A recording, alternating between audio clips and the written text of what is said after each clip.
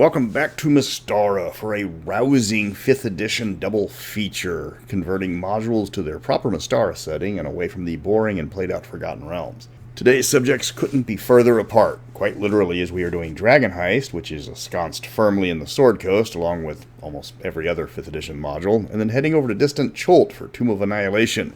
So without much further comment, let's fix the modules by setting them in the best D&D setting. I'm Mr. Welch, and we are going exploring. First up is Tomb of Annihilation, and it provides a quandary because its location is originally Chult, which is themed heavily on Central Africa, something Mystara has, but not in the same style, so we've got to get creative. The first choice people would have in setting this module would be the Isle of Dread. To make this module work, you need jungles, and you need dinosaurs. The problem is the initial city that you run across is far more built up than anything than on the Isle of Dread, so it's time to go back and revisit an old module for the setting. We're going back to Quagmire. The location of the module is going to be set in the Serpent Peninsula. It has the jungles, it has the dinosaurs, and it's largely unexplored. The African-styled nation of Tanakumba is a secretive land that doesn't have many dealings with outsiders except for in rare circumstances. They're not going to have a trading city open to random merchants and adventurers. But that area is known for having quite a few city-states, so Quagmire returns. The city of Cabanera is perfect for this. Just explain to the players that the city's name translates into Quagmire in the Phaeacian tongue. It's right on the edge of jungles and swamps, so it fits perfectly for what we need. The capital of Tanakumba translates into Thanopolis in canon, so it's an established pattern. I do suggest making the city a city-state because the Tanakumba people as a whole are distrustful of outsiders, so this avoids a few continuity snarls otherwise. Quagmire gets changed from a small city built inside of a giant shell of just a few dozen people to a thriving trading post of thousands. The shell city never made much sense anyways. It was supposed to be this thriving trading post originally, but there was nothing in the original Quagmire module to remotely reflect that. There's a reason why that module got retconned. Of special note, if you're playing in Quagmire, remember the citizens of the nation are known for being shorter than average. It doesn't affect their stats at all or anything like that, but for immersion, remember the humans in the party are going to be a head taller than the average citizen here. Now that we've got the location set, we have to adjust the scale of the module to something more believable. That's a major problem with 5th edition modules. The sense of scale in the adventures don't add up in a lot of cases. When you're dealing with a world-spanning emergency with earth-shaking consequences, the players are going to ask, why does a bunch of newly beginning adventurers from the start have to be the ones to deal with the possible end of the world? Why isn't every major champion of the setting running to find the cause of this emergency and stop it? If the Borg are invading, you don't send a single scout vessel, you send the Enterprise. If the scout vessel gets orders to stop the Borg invasion, they're going to be looking at their commanding officer like he's crazy. It's all about a sense of scale. The bigger adventure, the less likely it's going to be ignored by established high-power characters. Now, this has always bugged me for a while, especially with the focus on world-ending disasters that dominate the 5th edition modules. There are ways to do it to keep the suspension of disbelief. Look at Red Arrow Black Shield. Yeah, it's a flawed module, sure, but it addresses the problem of what the high-powered adventurers are doing in this massive crisis. The war is across the map rather than just a single region, so when the party gets asked why the high-powered people aren't dealing with it, the Derrican general tells them coldly that they already are. The party is the highest-powered characters that can be spared for this particular adventure. Makes them think that there's a lot of heroes out there doing the exact same thing as the party, just somewhere else off-screen. That being said, Tomb of Annihilation is not threatening the entire world now. It is a local curse only affecting the people of Quagmire and the surrounding area. This prevents the DM from having to explain why, if someone is soul draining the world, why the Alphatian Grand Council of Wizards isn't showing up all over the place looking for the culprit. Lower the threat level so the party is the right scale for the challenge. So on to the meat of the module. As always, replace Faerun creatures with Mystara creatures where necessary. One advantage of having the module set in a remote area with little in the way of detail is that if you want new monsters in the area that are new to Mystara, it's not going to be a problem. The grung might be endemic to that location, and the party's going to experience them for the first time ever in the setting. But if you want to replace them with wood imps, the players will never notice. Replace the Yuan-Ti with Gatormen, because the module is perfect for Gatormen, and you're set. You're going to need to replace the ever-present Forgotten Realms faction with the Mystaran equivalents. The Red Wizards should be replaced by Alphatian Wizards from Blackheart. They're ruthless, and they care more for looting than studying, compared to what a Glantry Wizard would be there for. The Flaming Fist can be replaced with a Phaeacian Legion or Auxiliary. Thaius is trying to make Quagmire a protectorate, so there's going to be legionnaires patrolling the jungles when necessary. The rest of the factions can easily be replaced with just the equivalent religions, mercenaries, or similar groups. There's a minor subplot about people chasing after a guy with a magic relic, but you can cut that part out of the book with no impact on the plot whatsoever. The trip to the actual dungeon is fairly straightforward. If you want to use the monsters there, it needs no conversions. If you want to use Mystaran monsters, you just switch them out. Fire newts become elemental drakes, Grung turn into Cayman, Aarakocra are now Faenair, Pateramin or Darkwings, though you'll have to increase the number of Darkwings because they aren't as powerful as an individual Pateraman. Tabaxi, of course, are now Rakasta, and one minor change that I'd use is the Frost Giants become Mountain Giants because they're far more mercenary for this role. So you've made it to the final temple, and now there's a major chance you're going to have to make, but it's a critical one. The 9 gods that are contained within are changed to spirit lords. Powerful spirits, but spirits regardless. Mystara has nature spirits that these gods fill the role of exactly. So while they claim to be gods, they're just really powerful spirits. The trap with the devils can easily have nightmare creatures emerge instead, like Malfera, Mujina, or Soul Eaters. Those are just as nasty. The dungeon's pretty typical. You're not going to be facing anything outside of monsters and previously mentioned NPCs, so there's not a lot to convert. Now we leave the dangers of the tropical jungle and head over to the urban jungle with Dungeon Heist, which is more of a treasure hunt where you're going to try to stop the heist instead of actually stealing the gold, because of reasons. This is set in Waterdeep, so setting this one was a bit tricky because Darrican City was the obvious choice with the guild house being the apparent target, but Darrican doesn't fit well in for a couple of reasons. First off, it's landlocked, and Waterdeep is a port, and that plays heavily into parts of the adventure. Second, Darrican is not racially diverse.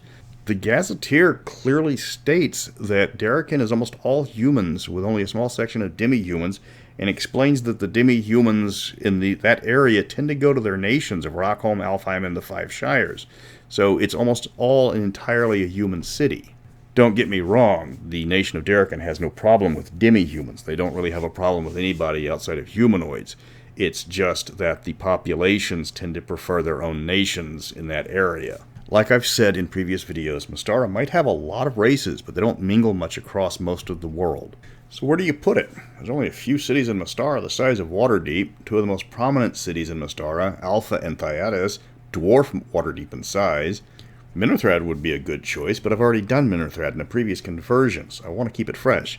So looking at the port cities that are similar in size to Waterdeep and possess a diverse population, there is one that sticks out, and that's Slagovich. While it is smaller than Waterdeep by quite a bit, it's still the best fit. The city-state is a major port in the Savage Coast because it's a crossroads city to multiple nations, so it's going to have a large number of different races present. So out with Waterdeep, in with Slagovich, and let's start converting this module. Dungeon Heist is memorable for having 4 possible villains, and those do need to be addressed. Since there's not much about Slagovich written aside from a dungeon article and a blurb in Champions of Mystara, you've got some leeway in making the module fit. Remember to scale down the city since it's only about 20,000 people instead of the 100,000 plus of Waterdeep. However, there's going to be tens of thousands of merchants and traders in the city, at least temporarily, so you don't have to do too much. Okay, back to the villains. The 4 villains are a Beholder crime boss, a Drow swashbuckler, a family selling their children's souls, and an evil wizard. The wizard and the Beholder don't need changing. They're common enough in Mystara not to warrant many variations. Just shave off the names and you're good.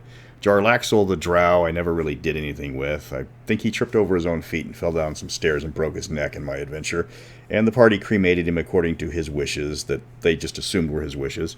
At least he didn't choke to death on a chicken bone like Drizzt did in the beginning of another adventure.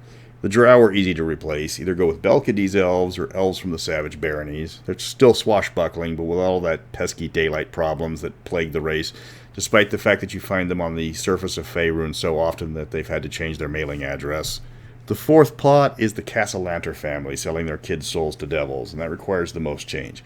Taking out the devil, there's only one faction that would help the parents so easily in exchange for favors: the unseelie. Switch out Asmodeus for Maltinos, the unseelie queen of the hunt. Instead of the children being turned into devils, instead they're being replaced by changelings. The child that's already been replaced is now a Bloody Bones or a Rawhead or something equally nasty. Maltinos has kept her promise and now wants her payment. The fact that the parents are trying to weasel their way out is amusing the Dark Mistress of the Hunt. She will gladly take the gold and the souls that they're going to offer her. Not that that's going to stop her from taking the other children as well. She just wants the parents to feel like they're trying. She's chaotic evil for a reason. The module opens with a simple rescue mission that can be assigned to the party without having a famous NPC name dropped in the first few pages. Go here, rescue this guy, get paid. Simple enough. There's a lot of creature substitutions to be made in the module because the concept of creature rarity is lost in Forgotten Realms. There's deep gnomes tending bar, and drow sailors having a pub crawl. Use the normal replacements. You can use literally anything for the Kinku. The Zhentarim, who are scattered across the module, are now just a rival thieves guild to Xanathar. The module shares 5th edition's obsession with the Forgotten Realms factions, so you've got to address those if you want this to be Mystaran. The drow become Belkades, like I said. Then they become one of Glantry's numerous secret societies. Jarlaxle becomes a Belkades, Eldritch Knight named Wolfgang Hernandez. There's a story behind that name. It's actually a funny story. Emerald Enclave becomes the balance in all things, Mystara's largest druidic order. The Force Greys, the City Watch. Harpers don't have an equivalent outside of Faerun, but you can alter this by having a powerful NPC use the party as his proxy in the region. Etienne d'Amberville is a good choice, or for a lark, have the NPC be somebody evil in disguise, like, I don't know, Bargle. The Lord's Alliance is easily switched out by the Darrican Diplomatic Corps, and the Order of the Gauntlet is just another chapter of the Adventurers Club. Rather than repeating myself with that information every time I have to convert a module, I might just want to write that down and hand out the conversion sheet. They would save so much time. I know the factions are for League play, but they don't translate well outside of League play, just like when it was the RPGA. I have horror stories about that group. But back to the conversion. Moving the story along, you've got the explosion and the investigation at the start, and you get the scene with Wolfgang. For added Mystara cred, use the submarine out of the Book of Wondrous Adventures. You'll need to explain the Slagovich politics resembles nothing like Waterdeep. It's a single ruler, though the nobles below them can serve as like a Lords of Waterdeep to keep the plot flowing, especially if you turn the nobles into like a conglomerate of economic interests in the city, and getting kicked off their board is a quick ticket to bankruptcy in Slagovich. When you get to the Dragon Season chapter of the book, that's when the book gets complicated because of the splitting story arcs. Every single section of the story has 4 different entries for the 4 villains. It gets a little tedious in conversion. For the alley scene, there's only a few suggested changes. The Intellect Devourer becomes a Brain Collector, because Brain Collectors are cool. Don't have Wolfgang show up in every single scene as Jarlaxle does, because it gets tedious, and it's one of the most common complaints about the Forgotten Realms, that the famous NPCs constantly show up in every single adventure to upstage the party at some point. Instead of Wolfgang showing up, he just sends somebody in disguise to impersonate the noble, one of his underlings. For the drow gunslingers, you can actually keep the guns. Slagovich is close enough to the savage baronies that guns aren't uncommon in the area, though finding smoke powder and shot is going to be prohibitively expensive. There's little else to be changed for the rest of the generic plot. Most of the creatures are found in Mystara or can be easily replaced. The Xanathar chapter needs quite a few substitutions because it reads like a Faerun's rogue gallery. One good change I highly recommend is replace the Mind Flayer with a Hypnos Magin, because the party is not going to expect a psychic free-willed construct to be part of a criminal organization. A trained Decapus can stand in for the Grell on a lark, if you want to change out the Grell. Kuatoa can become Gnolls if you want to go with the Madness theme, because Mystara and Gnolls are not known for their tenuous grip on reality. The Castellanter chapter needs a lot more conversion because you are going from devils as your enemy to unseelie. Unseelie queens don't do worshippers that often, and Maltinoss prefers prey to parishioners. The biggest plot twist is the party is going to realize that the payment that the Castellanters thinks was going to save their remaining children is a bald-faced lie. The Archfey has no intentions whatsoever to honor her new deal. She's still coming for the children.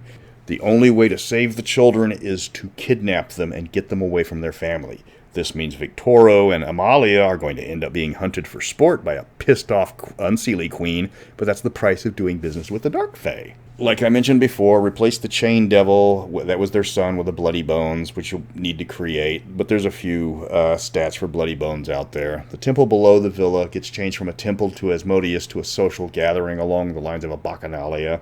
Remember, this is taking place during a festival. The guards and their society friends know exactly what's happening, so their reactions are going to be just as hostile. The Wolfgang Hernandez storyline gets moved to the lower level of Slagovich, where the ships normally dock. There's actually not a lot to change here aside from the drow, since Mystara has most of the other creatures in this section, and since Mystara has more rules about ships than almost any other setting, it actually covers this section quite well. The last section is the Manshun chapter. Instead of Manshun, just pick literally any wizard you want. Make up your own. Instead of Manshun, now the party is facing Dave the Invoker or something similar. There's nothing really to convert in this section because it's a straight-up dungeon crawl. The wizard's motivations are pure greed, and sometimes the simplest plots are the best. That's it for this week's conversions. Both modules were very Faerun-centric in their creation, though Tomb has the world-threatening plot, and Heist is more of the throw every single possible race into a single city without explanation. They aren't easy conversions, but they weren't impossible. Then again, I'm also that good. Next week, I'm working on the compilations with Ghost of Saltmarsh and Tales of the Yawning Portal. At least I get to go to Greyhawk for a change, though. But until then, stay sane, my friends.